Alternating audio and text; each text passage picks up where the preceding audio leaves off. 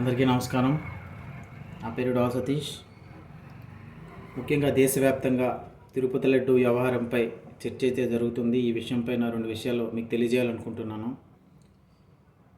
ఇప్పుడు గత ప్రభుత్వ హయాంలో లడ్డు వ్యవహారంలో ఏవో కల్తీ నెయ్యితో చేశారంటూ ఒక ఆరోపణలు అయితే ఉన్నాయి.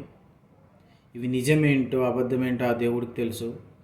దీనిపైన పూర్తి స్థాయి దర్యాప్తు చేసి ఎవరైనా దోషులైతే కఠినంగా శిక్షించండి. ఎందుకంటే అది కలియుగ దైవం.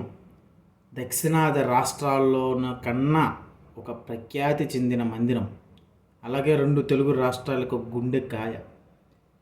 అలాంటి దైవంలో ఇలాంటి తప్పుడు పనులు ఎవరు చేసినా క్షమించకండి.